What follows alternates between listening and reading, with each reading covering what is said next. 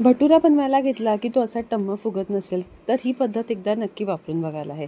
इथे मी अर्धा किलो असा मैदा घेतलेला आहे. मैदा जो आहे चाळून घेतलेला आहे. त्यामध्ये 1 टीस्पून साखर, 1 टीस्पून मीठ घालून घेतलेलं आहे आणि त्यानंतर ना ड्रिंकिंग प्लेन सोडा जो येतो ना, फक्त निव्वळ तो सोडा घालूनच इथे मी पीठ जे आहे नीट असं ना मळून घेतलेलं आहे.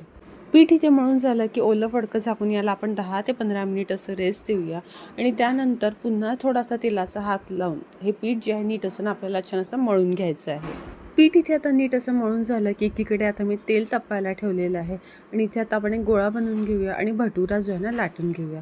भटुरा ना खूप पातळ किंवा खूप असा जाड असं आपल्याला लाटायचं नाही आहे. बघा इतक्या थिकनेसचा जो आहे भटुरा आपल्याला लाटून घ्यायचा आहे आणि गरम तेलामध्ये हा सोडला की लगेच यावरती छान असा झारा असा हे करायचा आणि त्यानंतर बघू शकता मस्त टम्म असा भटुरा जो आहे बनून तयार झालेला आहे. बरं, रेसिपी आवडली असेल तर रेसिपीला एक लाईक आणि जास्तीत जास्त शेअर करायला आहेत आणि चॅनलवरती नवीन असाल तर सबस्क्राईब नक्की